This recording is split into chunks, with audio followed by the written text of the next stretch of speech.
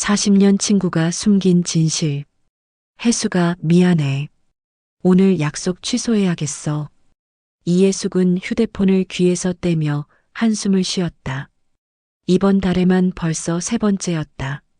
고등학교 동창인 조미란과는 50년 넘게 우정을 이어오고 있었는데 최근 들어 이상하게 자주 약속을 취소하고 있었다. 또 무슨 일이야? 어디 아픈 데라도 있어? 아니야, 그냥 급한 일이 생겨서. 미란의 목소리에는 평소와 다른 어떤 긴장감이 있었다. 하지만 혜숙은 더 이상 묻지 않았다. 친구 사이에도 사생활이 있는 법이니까. 혜숙과 미란은 고등학교 3학년 때부터 친구였다. 함께 대학에 진학했고 서로의 결혼식에서 들러리를 섰으며 각자의 아이들이 태어날 때도 함께 기뻐했다. 혜숙이 은행에서 일할 때 미라는 병원에서 간호사로 일했다. 서로 다른 길을 걸었지만 우정만큼은 변하지 않았다. 특히 3년 전 혜숙의 남편이 갑작스럽게 세상을 떠난 후 미라는 혜숙에게 없어서는 안 될 존재가 되었다. 매주 화요일마다 만나서 차를 마시며 안부를 묻고 가끔은 함께 영화도 보고 쇼핑도 했다. 미란이가 없었다면 어떻게 살았을까? 혜숙은 자주 그런 생각을 했다. 자식들은 모두 독립해서 각자의 삶을 살고 있고 혼자 지내는 시간이 많은 혜숙에게 미란은 정신적 지주였다. 하지만 최근 2개월 동안 미란의 모습이 이상했다. 예전에는 전화를 하면 1시간도 넘게 수다를 떨었는데 요즘은 몇 마디 나누지도 않고 급하게 끊었다. 만날 때도 자꾸 시계를 보며 조급해했다. 혹시 어디 아픈 건 아닐까? 혜숙은 걱정이 되기 시작했다. 나이가 나이인 만큼 갑자기 큰 병이라도 생긴 건 아닐까? 아니면 가정에 무슨 문제라도 생긴 건 아닐까? 미란의 남편은 퇴직한 교사였고 아들 하나가 있었는데 5년 전 교통사고로 세상을 떠났다. 그 일로 미란 부부는 큰 상처를 받았지만 시간이 지나면서 어느 정도 일상을 되찾은 것으로 알고 있었다. 혹시 우울증이라도 온 건 아닐까? 혜숙은 내일이라도 미란의 집에 찾아가 봐야겠다고 생각했다. 50년 우정이 이런 걸로 흔들릴 수는 없었다. 미란에게 무슨 일이 있다면 함께 해결해야 했다. 그날 밤 혜숙은 미란과의 추억이 담긴 사진첩을 꺼내보았다. 고등학교 졸업사진부터 시작해서 각자의 결혼식, 아이들 돌잔치, 여행 사진들까지 50년의 세월이 고스란히 담겨 있었다. 미란아, 무슨 일이 있는 거야? 혼자서 끙끙 앓지 말고 나한테 말해. 혜숙은 사진 속의 젊은 미란을 바라보며 중얼거렸다. 내일은 꼭 미란을 만나서 무슨 일인지 물어봐야겠다고 다짐했다. 다음 날 오후 혜숙은 미란의 집으로 향했다. 미리 연락하지 않고 깜짝 방문하기로 한 것이다. 요즘 전화를 해도 제대로 된 대화를 나눌 수 없었기 때문이었다. 미란의 집은 혜숙의 집에서 버스로 30분 거리에 있는 아파트였다. 25년째 살고 있는 익숙한 곳이었다. 현관벨을 누르자 미란이 나왔다. 그런데 얼굴이 많이 상해 보였다. 뺨이 들어가고 눈가에 다크서클이 짙었다. 혜숙아, 갑자기 웬일이야? 너 요즘 이상해서 왔어. 혹시 어디 아픈 거 아니야? 아니야, 괜찮아. 그런데 지금은 좀. 미란이 말을 끝내지 못하고 있을 때 집안에서 휴대폰 벨소리가 들렸다. 잠깐만 전화 좀 받을게. 미란이 급히 집 안으로 들어갔다. 혜숙은 현관에서 기다리고 있었는데 미란이 전화를 받는 소리가 들렸다. 아들아, 엄마가 다 해결해 줄게. 걱정하지 마. 등록금은 이번 주 안에 보내줄게. 알았어. 건강만 챙기고. 혜숙은 귀를 의심했다. 아들, 미란의 아들은 5년 전에 세상을 떠나지 않았나? 혜숙도 그 장례식에 참석했었는데. 미란이 전화를 끊고 나왔을 때 얼굴이 더욱 창백해져 있었다. 미란아, 방금 누구랑 통화한 거야? 응? 아, 그냥. 조카랑. 조카? 너한테 조카가 있었나? 미라는 대답을 회피하며 주제를 돌렸다. 혜수가 미안한데 오늘은 정말 바빠서 다음에 만나자. 미란아, 무슨 일이야? 나한테 숨길 게 뭐가 있어? 하지만 미라는 계속 대답을 피했다. 결국 혜숙은 아무것도 묻지 못하고 집으로 돌아왔다. 집으로 돌아오는 길에 혜숙은 계속 생각했다. 아들아라고 분명히 말했는데 혹시 미란이 치매가 온 건 아닐까? 돌아가신 아들과 통화하고 있다고 착각하는 건 아닐까? 그날 밤 혜숙은 잠을 이루지 못했다. 50년 친구인 미란에게 무슨 일이 생긴 건지 도무지 알 수 없었다. 다음 날 혜숙은 미란의 남편에게 전화해 봤다.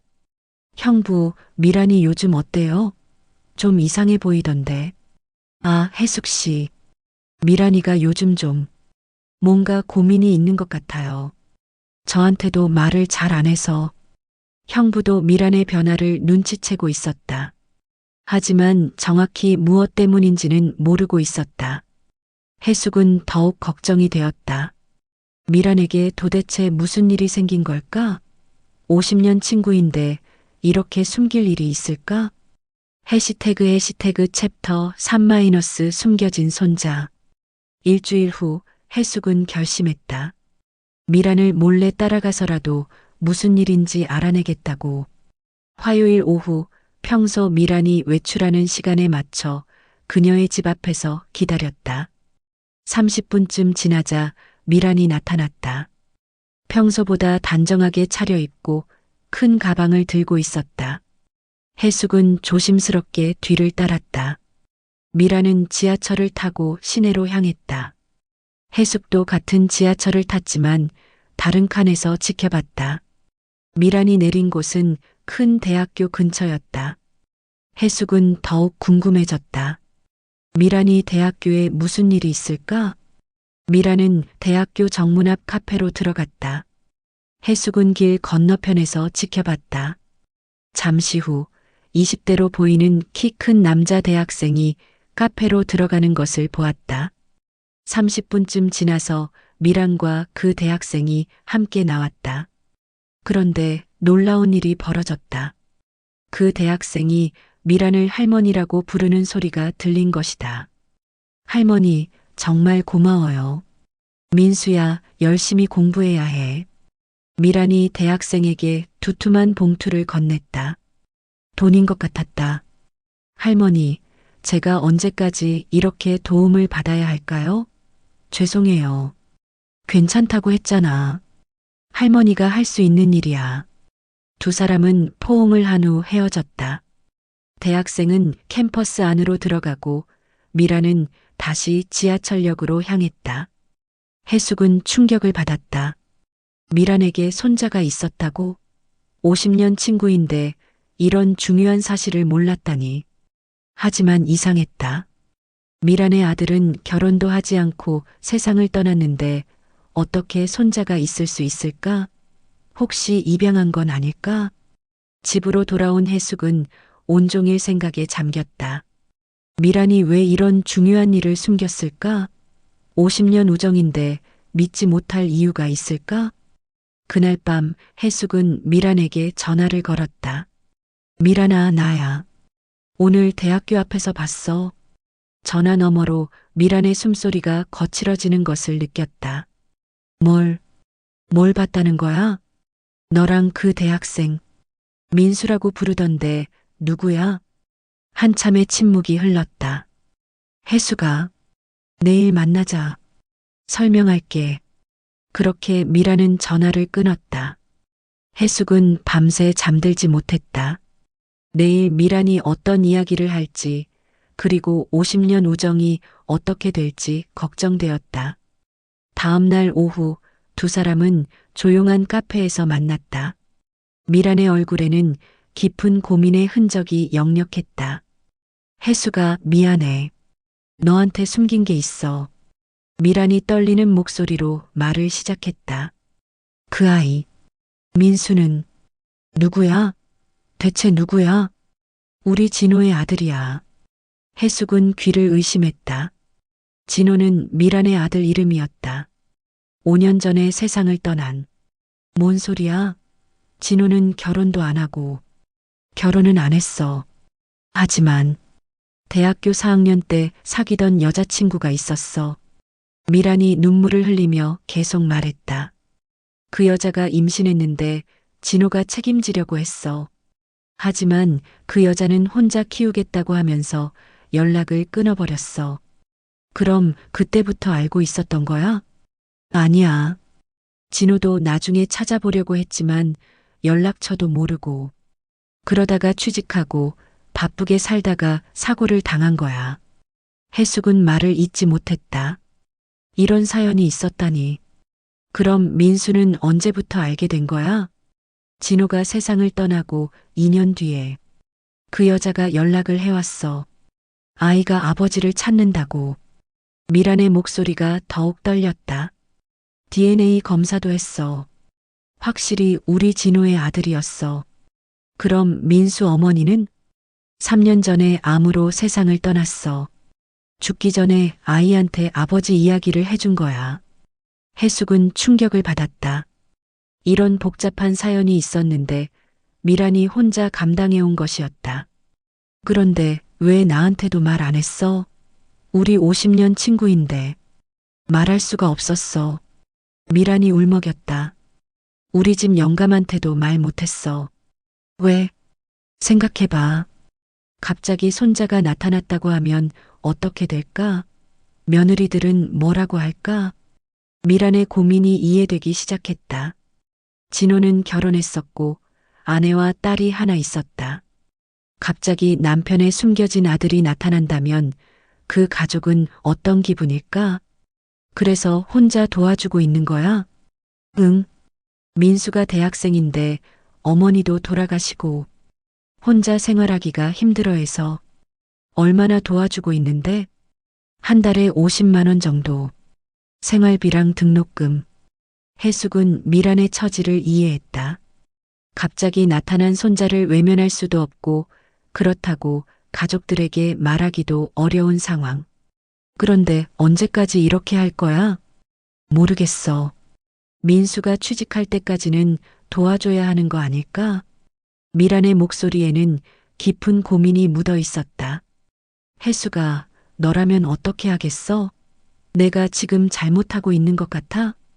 해숙은 한참 생각했다. 50년 친구의 고민을 이제야 알게 된 것이다. 미란아, 너 혼자 감당하기엔 너무 힘든 일이었구나.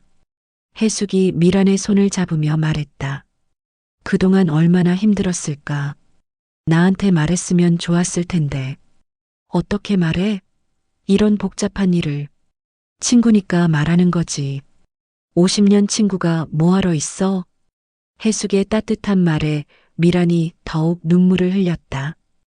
해숙아, 나 정말 어떻게 해야 할지 모르겠어. 민수는 착한 아이야. 할머니라고 부르면서 잘해주고. 그런데 우리 집 며느리가 알면 어떻게 생각할까? 해숙은 미란의 고민을 충분히 이해했다. 하지만 이대로 계속 숨기고 사는 것도 답이 아니었다. 미란아, 내 생각에는 가족들에게 말하는 게 좋을 것 같아. 정말? 응. 진호의 핏줄인데 가족들도 알 권리가 있어. 그리고 민수도 할아버지, 이모를 만날 권리가 있고. 하지만 며느리가 처음에는 놀라겠지만 시간이 지나면 받아들일 거야. 특히 민수가 착한 아이라고 했잖아. 해숙은 미란을 설득했다. 비밀을 계속 간직하는 것보다는 가족들에게 털어놓고 함께 해결하는 게 낫다고 생각했다. 그럼 어떻게 말하지? 일단 형부한테부터 말해봐. 그리고 며느리한테도.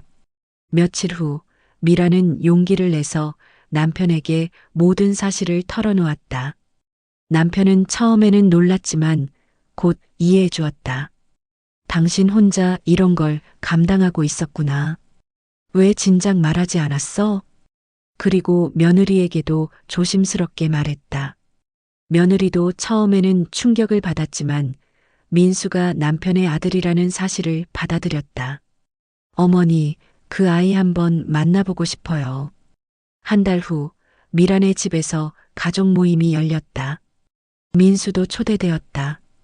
처음에는 서로 어색했지만 시간이 지나면서 자연스러워졌다. 민수야, 할아버지가 내 아버지 어렸을 때 사진 보여줄까? 네, 할아버지. 보고 싶어요. 민수는 아버지의 가족들과 만나면서 마음의 평안을 찾았다. 더 이상 혼자가 아니라는 안도감을 느꼈다. 해숙은 이 모든 과정을 지켜보며 뿌듯했다. 50년 친구의 고민을 함께 해결할 수 있어서 기뻤다. 해숙아, 정말 고마워. 너 덕분에 우리 가족이 완성된 것 같아. 친구가 뭐하러 있어? 그런데 앞으로는 이런 큰일 혼자 끙끙 앓지 마. 나한테 바로 말해. 그럴게. 정말 미안했어. 그날 저녁 해숙은 집으로 돌아가면서 생각했다. 50년 우정이 이런 시련을 통해 더욱 깊어진 것 같았다. 서로의 어려움을 나누고 함께 해결해 나가는 것. 그것이 진정한 친구의 의미가 아닐까? 며칠 후 미란에게서 전화가 왔다. 혜수가, 민수가 너한테 인사하고 싶다는데 언제 시간 돼요? 언제든지 좋아. 우리 손자 빨리 보고 싶어. 혜숙도 이제 민수를 손자처럼 여기고 있었다. 50년 친구의 손자니까 자신의 손자나 다름없었다. 그렇게 두 친구는 새로운 가족 구성원을 함께 맞이하며 더욱 깊은 우정을 확인했다. 때로는 비밀보다 진실이 혼자 감당하기보다 함께 나누는 것이 더 좋은 해결책이 될 수 있다는 것을 깨달았다.